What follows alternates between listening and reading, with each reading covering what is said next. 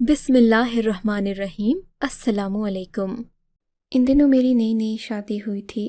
میں ایک الگ شہر میں اپنے شوہر کے ساتھ رہتی تھی۔ میرے سسرال والے دوسرے شہر میں رہا کرتے تھے۔ میں کبھی کبھی ان لوگوں سے ملنے جایا کرتی تھی۔ میرے شوہر کا اپنا کاروبار تھا۔ کاروبار میں وہ اکثر اتنا مصروف رہتے کہ اپنے گھر والوں کو بھی یاد نہیں کر پاتے تھے۔ ایک دن ان کی امی کا فون آیا، کہنے لگے کہ بیٹا تمہاری نئی نئی شادی ہوئی ہے، کم از کم اپنی ماں سے ملنے ہی آ جاؤ، بہنوں کا بھی حال احوال پوچھ لو، تمہارے ابا بھی حیات نہیں ہیں، انہیں بہت کمی محسوس ہوتی ہے۔ میں نے اپنے شوہر سے کہا کہ آپ اپنی بہنوں اور ماں سے ملنے کیوں نہیں جاتے؟ کہنے لگے کہ میں اس لیے نہیں جاتا کہ ان کی ذمہ داریاں بہت بھاری تھیں۔ میں نے اپنی بہن کو پڑھایا، ڈاکٹر بنایا، یہاں تک کہ وہ ایک ہسپتال میں نوکری پر بھی لگ گئی۔ اب میری ذمہ داریاں پوری ہو چکی ہیں، اور ویسے بھی میں کب تک ان کے ساتھ رہوں؟ پتہ ہے کہ میں اپنی ایک زندگی بناؤں اور کچھ عرصہ صرف خود پر ہی دھیان دوں۔ میں ان کی بات سمجھ گئی تھی، لیکن بار بار میری ساس کا فون آ رہا تھا۔ میں کیا جانتی تھی کہ وہاں جانے کے بعد ہم سب کی زندگیوں میں ایک بہت بڑا بھونچال آ جائے گا، اور پھر زندگی بھر ہم ان چیزوں کو یاد کرتے رہ جائیں گے۔ میں جیسے ہی اپنے سسرال گئی، پہلا سوال جو میری ساس نے مجھ سے پوچھا وہ یہ تھا کہ تم ہمیں خوشخبری کب سنا رہی ہو؟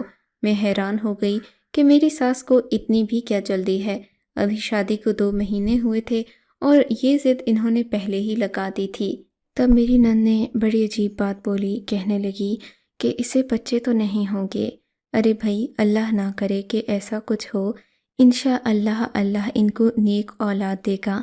میری ساس نے تو بڑی شفقت سے کہا تھا، پر نند کہنے لگی کہ جب تک اس نے وہ لڈو نہیں کھائے تب تک ہمیں خوشخبری نہیں ملے گی۔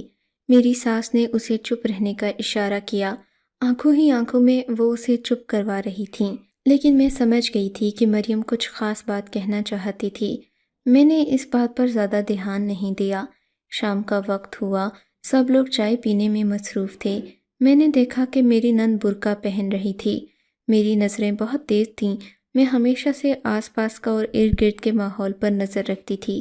آج بھی جب میں نے مریم کو برقع پہنتے دیکھا تو مجھے شک سا ہوا کہ وہ کہیں باہر جانے کی تیاری کر رہی ہے۔ جب وہ تیار ہو کر گھر سے باہر نکلنے لگی تو میں نے فوراً اسے اونچی آواز میں پوچھا، کہاں جا رہی ہو مریم؟ اس وقت وہ بھی اکیلے۔ میری بات سن کر وہ چونک گئی تھی۔ اس کو لگا تو برا تھا، لیکن مسکراتے ہوئے کہنے لگی، بھابھی میں صرف لڈو لینے کے لیے پاس والی بیکری میں جا رہی ہوں، وہاں سے جا کر لڈو لاؤں گی، آپ لوگ بھی کھائیں گے تو بہت مزہ آئے گا آپ کو۔ ہاں مگر میں میٹھا نہیں کھاتی۔ چلو کوئی بات نہیں، تم باقیوں کے لیے لے آؤ۔ نہیں بھابھی، آپ کو لڈو تو کھانے ہی پڑیں گے۔ یہ کہہ کر وہ تیزی سے گھر سے نکل گئی۔ میری ساس اسے افسوس سے جاتا دیکھتی رہیں۔ لگتا تھا کہ ان کو بھی یہ بات اچھی نہیں لگی، لیکن اپنی بیٹی کے ہاتھوں مجبور تھیں۔ اب میرے سامنے اس کی برائیاں تو کر نہیں سکتی تھیں، اسی لیے میں خاموشی سے بیٹھ گئی۔ تقریباً 2-3 گھنٹے ہوئے ہوں گے کہ میری نند گھر واپس آ گئی۔ آتے ہی اس نے میرے منہ میں لڈو ٹھونسنے کی کوشش کی، کہنے لگی، بھابھی یہ خاص لڈو میں آپ کے لیے لے کر آئی ہوں، بیکری کے لڈو ہیں، حاجی عرفان جی بناتے ہیں۔ ہاں حاجی عرفان ہمارے جاننے والے ہیں بیٹی، ان کے ہاتھ کے لڈو بہت مشہور ہیں، ان کے بارے میں تو بہت ساری باتیں مشہور ہیں، لیکن ابھی تک میں نے تو خود نہیں کھا کر دیکھے۔ امی آپ کو یہ لڈو کھانے کی ضرورت بھی نہیں ہے، آپ کی عمر نہیں ہے، ماں کو ٹوکتے ہوئے کہا تھا۔ کیوں بھائی، لڈو کھانے کی بھی کیا کوئی عمر ہوتی ہے؟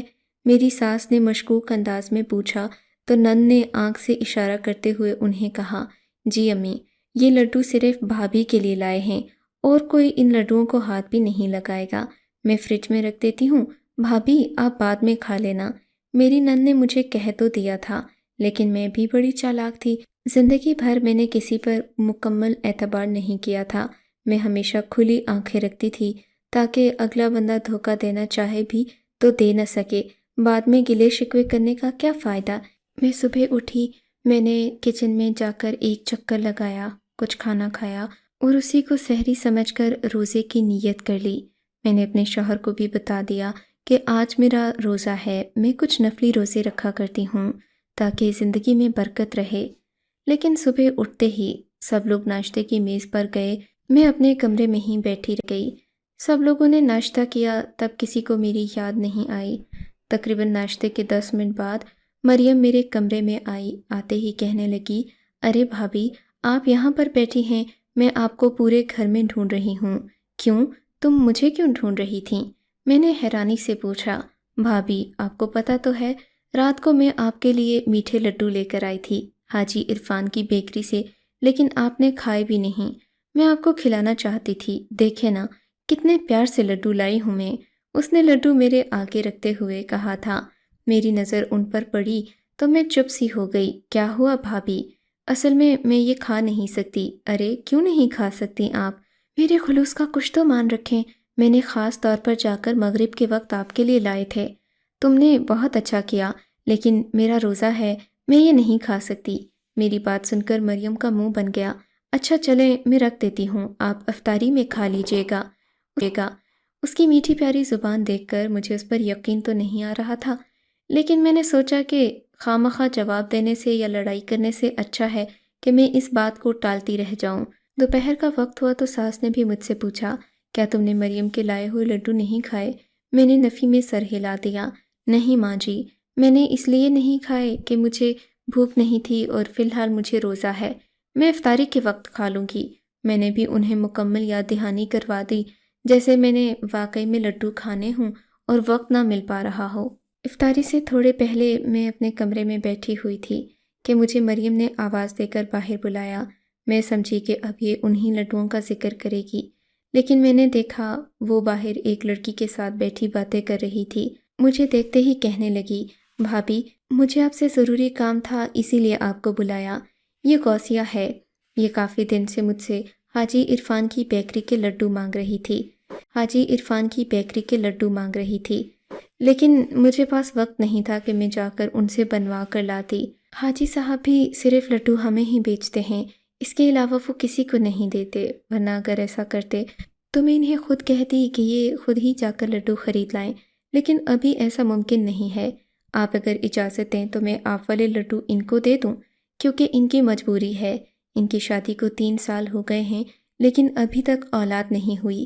کب سے یہ مجھ سے کہتی ہیں کہ وہ لڈو لا کر دے دو تاکہ میری بھی گود بھر جائے۔ یہ سن کر میں پریشان ہو گئی۔ کیا مطلب؟ یہ لڈو کیا اولاد کے لیے دیے جاتے ہیں؟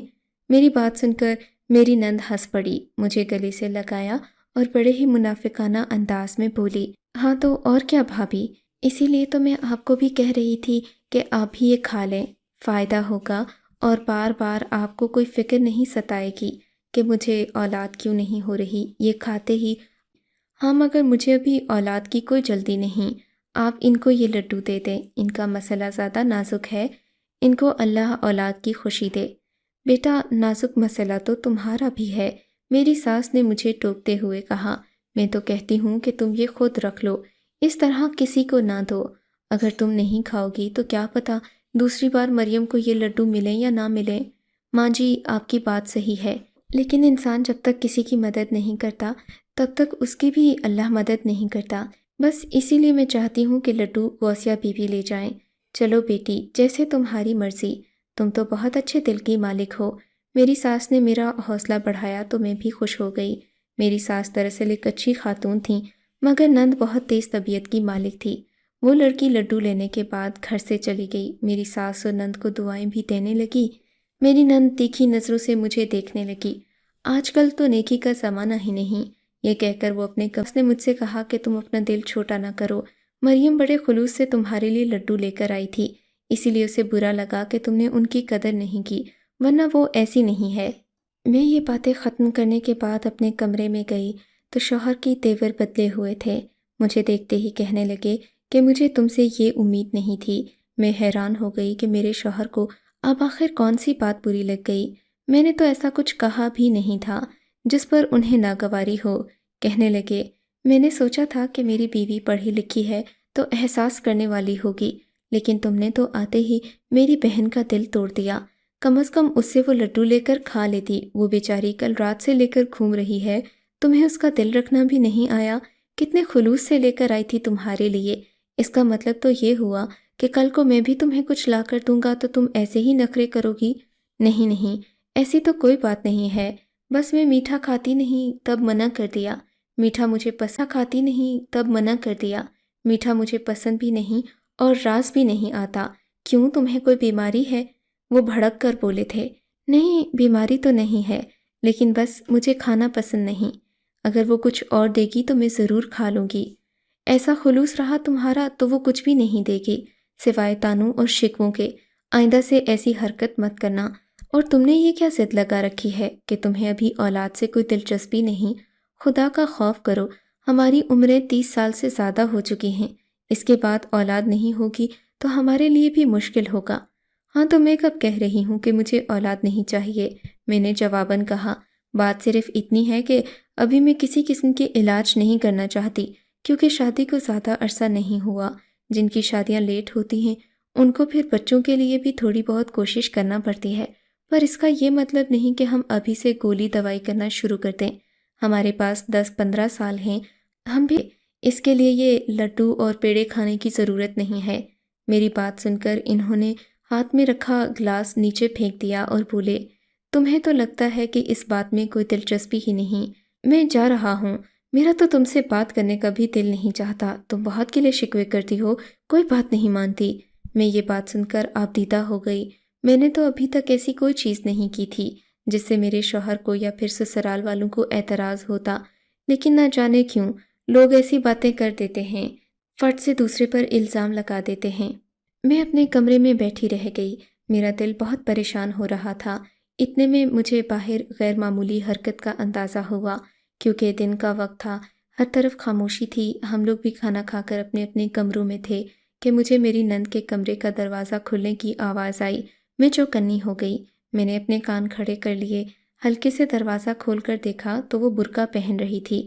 دن کے وقت وہ برقع نہیں پہنا کر نوکری کے لیے ہسپتال بھی جانا ہوتا تو وہ ہمیشہ برقع نہیں بلکہ لیب کوٹ پہن کر جاتی تھی، لیکن آج تو لگتا تھا کہ میری نند کسی خاص مقصد کے لیے گھر سے جا رہی ہے۔ اس نے برقع پہنا اور یہی نہیں اوپر نقاب بھی کر لیا، حالانکہ دوپہر کا وقت تھا اور تپتی گرمی تھی۔ میں نے سوچا کہ آج میں اس کا پیچھا کروں گی۔ پھر وہ فریج کے اندر دیکھنے لگی، فریج میں کچھ نہیں رکھا تھا۔ اس نے ادھر ادھر دیکھا اور خالی ہاتھ اپنے گھر سے نکل گئی۔ اس کے ہاتھ میں تو پیسے بھی نہیں تھے کہ وہ کرایہ دے سکتی۔ میں اس کے پیچھے پیچھے ہی چل پڑی۔ میں نے چادر کا گھونگھٹ نکال لیا اور اس کا پیچھا کرنے لگی۔ تھوڑی دور جا کر وہ رک گئی، بڑی ہوشیار تھی۔ اس نے پیچھے مڑ کر دیکھا تو میں ایک درخت کی اوٹ میں چھپ گئی۔ میں اسے اندازہ نہیں ہونے دینا چاہتی تھی کہ میں اس کا کب سے پیچھا کر رہی ہوں۔ تھوڑی دیر مزید گزری، میں نے اپنی نند کا پیچھا کیا۔ میں نے دیکھا وہ واقعی میں ایک بیکری کی طرف جا رہی تھی۔ میرا شک یقین میں بدل چکا تھا۔ میری نند پتہ نہیں کیوں اس بیکری میں جاتی اور روزانہ ہی جاتی تھی۔ پہلے تو مغرب کے وقت جاتی تھی، مگر آج اس نے دوپہر کے وقت ہی یہ کام شروع کر دیا۔ میں حیران تھی کہ آج تو اس کے پاس پیسے بھی نہیں ہیں۔ پھر جب وہ بیکری کے اندر داخل ہو گئی، میں نے دیکھا اس نے بیکری میں سے کوئی چیز نہیں اٹھائی، نہ ہی لڈو، نہ بسکٹ یا پھر کیک۔ اندر والے دروازے کا پردہ کھلا اور وہ ایک اور کمرے میں داخل ہو گئی۔ میں اسے دیکھ رہی تھی۔ اندر داخل ہونے کے بعد وہ دروازہ بھی بند ہو گیا۔ میں بسکٹ لینے کے بہانے سے اسی بیکری کے اندر داخل ہو گئی۔ میں نے اس آدمی سے پوچھا کہ یہ بیکری کب سے چل رہی ہے؟ وہ کچھ ہڑبڑا گیا، کہنے لگا، بی بی جی آپ کیوں پوچھ رہی ہیں؟ آپ بسکٹ لینے آئی ہیں یا تفتیش کرنے؟ میں نے کہا ایسی تو کوئی بات نہیں، میں دراصل بیکری کی عمر اس لیے پوچھتی ہوں کیونکہ میں بلا وجہ کسی جگہ خریدتی جب تک کہ مجھے یہ یقین نہ ہو کہ وہ لوگ جو بھی پکا رہے ہیں وہ حلال طریقے سے ہو رہا ہے۔ یہ کون سا گوشت کے لڈو ہیں جو آپ کو حلال حرام کی فکر ہے؟ اس آدمی نے بڑے ہی تنقیدی انداز میں مجھ سے پوچھا تو مجھے یہ بات بری لگی۔ اچھا ٹھیک ہے، آپ مجھے آدھا کلو بسکٹ دے دیں۔ میں نے بسکٹ لیے، اس نے مجھے ٹالنے والے انداز میں وہاں سے نکال دیا، مگر میں بھی اپنی دھن کی پکی تھی۔ میں ساتھ والی الیکٹرانکس کی دکان پر بیٹھ گئی۔ اس آدمی کو میں نے 100 روپے دیے، کہا کہ مجھے یہاں بیٹھنے دے دو۔ کہنے لگا آپ ایسے ہی بیٹھ جائیں، مجھے پیسوں کی ضرورت نہیں ہے، آپ ایسے ہی بیٹھ جائیں۔ مجھے وہاں بیٹھے ہوئے آدھا گھنٹہ گزرا تھا کہ ساتھ والی دکان کا شیشے کا دروازہ کھلا اور میری نند باہر آئی۔ میں نے دیکھا اس نے اپنے ہاتھ میں کچھ چھپا رکھا تھا۔ مجھے حیرت ہوئی اور تجسس بھی۔ میں اب دوبارہ اس کے پیچھے پیچھے چل پڑی۔ راستے پورے میں وہ ہاتھ میں کچھ چھپائے ادھر ادھر دیکھتی رہی، کچھ چھپائے ادھر ادھر دیکھتی رہی۔ پھر ایک جگہ رک کر اس نے وہ پوٹلی کھولی تو میں حیران رہ گئی۔ مجھے تو یقین نہیں تھا کہ میری نند اس قدر پہنچی ہوئی چیز ہے۔ آخر ایسا کیسے ہو سکتا ہے؟ وہ تو وہاں پر خود خریداری کرنے گئی تھی، پھر اتنی بڑی بات کیسے ممکن ہے؟ مجھے اپنی آنکھوں پر یقین نہیں آ رہا تھا۔ میں اس کی حقیقت جان چکی تھی، سو میں تیز تیز چلتی ہوئی گھر کے اندر داخل ہو گئی۔ تقریباً 5 منٹ کے بعد میری نند بھی گھر میں داخل ہوئی۔ میرا سانس پھولا ہوا تھا کیونکہ میں تیز تیز چل کر آئی تھی۔ میں اس سے پہلے گھر پہنچنا چاہتی تھی۔ وہ گھر پہنچی تو مجھے اپنے چہرے پر دیکھ کر حیران رہ گئی۔ بولی کہ بھابھی، آپ ابھی باہر کیا کر رہی ہیں؟ آپ کو اپنے کمرے میں ہونا چاہیے، بلکہ آپ کو آرام کرنا چاہیے۔ کیوں؟ میں کیوں آرام کروں؟ مجھے کوئی بیماری تو نہیں؟ میری بات سن کر وہ ہلکا سا ہنس پڑی، پر اس کے چہرے کی ہنسی اصلی نہیں تھی۔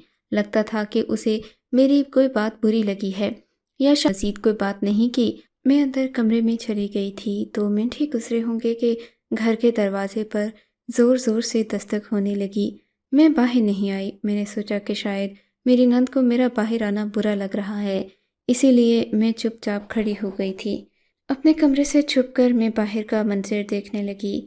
میری نند نے جیسے ہی دروازہ کھولا تو سامنے کا منظر ہم سب کے لیے حیران کر دینے والا تھا۔ میرے شوہر ابھی ابھی گھر آئے تھے۔ ان کو بھی جب یہ بات پتہ چلی تو انہوں نے اپنا سر پکڑ لیا۔ میری ساس تو بہت نازک دل کی مالک عورت تھیں، انہوں نے تو دیکھتے ہی شور مچا دیا۔ ہمارے سامنے پولیس کے 3-4 سپاہی کھڑے تھے، جبکہ ان کے ساتھ ایک گاڑی بھی تھی جو کہ دروازے کے باہر تھی۔ میں یہ سارا منظر دیکھ کر پریشان ہو رہی تھی۔ میری ساس نے پوچھا کہ یہ لوگ کیوں آئے ہیں؟ انہوں نے آگے بڑھ کر میری نند کو ہتھ کڑی لگا لی۔ میں اور میرا شوہر ہکا بکا پولیس والوں کو دیکھنے لگے۔ کسی عورت کی تذلیل کیسے کر سکتے ہیں؟ آپ کو شرم نہیں آتی؟ بلا وجہ میری بہن کو تنگ کر رہے ہیں۔ میرے شوہر نے غصے میں پولیس والے سے کہا، مگر وہ کسی کی بات نہیں سن رہا تھا۔ بولا کہ آپ کی بہن نے بہت بڑا جرم کیا ہے، اسی لیے ہم انہیں پکڑ کر لے کر جا رہے ہیں۔ میرے شوہر نے انہیں بہت روکنے کی کوشش کی، لیکن وہ اسے لے کر چلے گئے۔ ہم لوگ بھاگتے ہوئے پولیس موبائل تک آئے، دیکھا تو وہاں پر ایک بوڑھا آدمی بھی بیٹھا ہوا تھا۔ اس کی عمر کوئی 40 سے 45 سال کے قریب لگتی تھی۔ داڑھی بھی ایسی ہی تھی، البتہ دبلا پتلا تھا۔ میری نند اس آدمی کے ساتھ یوں بیٹھی ہوئی تھی جیسے اسے عرصے سے جانتی ہو۔ دونوں آپس میں باتیں کر رہے تھے۔ میری نند نے ہمیں کہا کہ تم لوگوں کو پریشان ہونے کی ضرورت نہیں، میں اپنی ذمہ دار خود ہوں، کچھ نہ کچھ بندوبست کر ہی لوں گی، تم لوگ گھر چلے جاؤ۔ میں اپنی نند کی ہمت پر حیران تھی۔ ویسے تو پولیس والوں یا پھر کسی کو بھی دیکھ کر لڑکی کی جان نکل جاتی ہے، پر میری نند بڑی ہمت والی تھی۔ اس نے ابھی بھی ڈاکٹر والا کوٹ پہن رکھا تھا۔ وہ تھانے چلی گئی۔ میرا شوہر میری منت کرنے لگا، بولا کہ اپنے ماموں سے کہو میری بہن کی ضمانت کروا دیں۔ میرے ماموں ایک تھانے میں ایس پی تھے، لیکن وہ تھانہ تو یہاں سے دور تھا، یہ اس کی حدود میں نہیں آتا تھا۔ میرے شوہر نے میری منت کی کہ تم اپنے ماموں سے کہو کچھ کریں، ان کے تعلقات تو ہوں گے ہی۔ میری بہن تھانے میں جائے گی تو کون اس سے شادی کرے گا؟ اس بیچاری کی تو شہرت خراب ہو کر رہ جائے گی۔ میں نے اپنے ماموں کو فون کیا، ان کو ساری بات بتائی۔ کہنے لگے کہ ٹھیک ہے، میں کچھ کرتا ہوں، تم لوگ پریشان نہیں ہو۔ شام کا وقت تھا، میرے ماموں نے دوبارہ فون کیا، کہنے لگے کہ اپنے شوہر سے کہو کہ میرے ساتھ اسی تھانے چلے، میں اس کی بہن کی ضمانت کروا کر گھر لے آؤں گا۔ میرے شوہر کے ہاتھ پاؤں پھولے ہوئے تھے۔ ماموں جان خود اپنی گاڑی میں ان کو لینے آئے، پھر وہ دونوں تھانے چلے گئے۔ تھانے جا کر نہ جانے کیا کیا معاملات ہوئے۔ میری بہن یعنی میری نند واپس گھر آ گئی۔ گھر آ کر وہ اپنے کمرے میں چھپ گئی تھی، بہت شرمندہ تھی، ہم میں سے کسی کے ساتھ بھی بات نہیں کر رہی تھی۔ آج تو اس کا لائسنس بھی کینسل ہو گیا تھا۔ میرے شوہر نے کہا کہ لائسنس کینسل ہونے کے بعد میری بہن تقریباً 10 سال کے لیے نوکری نہیں کر سکتی۔ اب اسے بہت زیادہ محنت کرنا ہوگی، باہر کے ملک جانے کا تو سوال ہی پیدا نہیں ہوتا۔ یہ اگلا مسئلہ ہے جس کے لیے مجھے کوشش کرنا ہوگی۔ میں اپنے شوہر کو دیکھ کر خود بھی پریشان ہو گئی تھی، نہیں چاہتی تھی کہ ان کی زندگی میں کوئی مسئلہ آئے۔ میں نے کہا کہ ایسا کیا ہوا جو آپ کی بہن کو تھانے جانا پڑا؟ کہنے لگے کہ وہ جب سے میڈیکل کی فیلڈ میں آئی تھی لوگوں کی خدمت کرنے کے لیے ہی آئی تھی، لیکن تمہیں تو پتہ ہے اچھے برے لوگ ہر جگہ ہوتے ہیں۔ حاجی عرفان نامی اس مافیا کے لیڈر نے میری بہن کو نشہ بیچنے پر لگا دیا، اور تو اور اس نے گھر کے لوگوں کو بھی نشہ بیچنے کی کوشش کی۔ امی بھی اس کے لائے ہوئے لڈوؤں کی عادی ہو گئی تھیں، لیکن وہ لڈو 1000 روپے کے آدھا پاؤ بھی نہیں ملتے تھے۔ امی جان کو بھی اس نے اسی لت میں لگا دیا اور بہانے عجیب سے بناتی، کبھی کسی کو کہتی کہ یہ لڈو کھانے سے اولاد پیدا ہوتی ہے، تو کبھی کہتی کہ اس سے جگر کی صحت ٹھیک ہو جاتی ہے۔ لوگ ڈاکٹر کی بات پر یقین کرتے ہیں، اسی لیے ہر کوئی اس سے مہنگے داموں وہ لڈو خرید لیتا اور پھر اسے ان کی عادت پڑ جاتی۔ اور تو اور میری بہن نے اسی آدمی سے نکاح بھی کر لیا ہوا ہے، وہ بھی خفیہ نکاح۔ میں تو چاہتا ہوں کہ اس نکاح کو منسوخ کر دوں، پر بہن مان نہیں رہی، کہتی ہے کہ مجھے اپنے حال پر چھوڑ دو۔ اب تم ہی بتاؤ کہ میں کیا کروں؟ میں اپنی بہن کو اس کے حال پر چھوڑ دوں تو بھی اچھا نہیں لگتا، میں بھائی ہوں اس کا، وہ عزت ہے میری۔ میں نے اپنے شوہر کو جواب میں ایک ہی بات کہی کہ پاک عورتوں کے لیے پاک مرد اور ناپاک بدکار عورتوں کے لیے ضرورت نہیں۔ اگر وہ اچھی اور نیک نیت ہوتی تو اسے اچھا شوہر ملتا، لیکن اب جو اس نے کیا وہ اسی کی سزا بھگت رہی ہے۔ میں نے اپنے شوہر کو صحیح کہا یا غلط؟ اپنی رائے کا اظہار ضرور کیجیے گا۔ آپ کو اگر یہ کہانی اچھی لگی ہے تو اس ویڈیو کو لائک کیجیے، اور اس طرح کی مزید کہانیاں سننے کے لیے ہمارے چینل کو ضرور سبسکرائب کیجیے۔ کہانی سننے کا شکریہ۔ آپ سے ملاقات ہوگی اگلی ویڈیو میں، تب تک کے لیے اللہ حافظ۔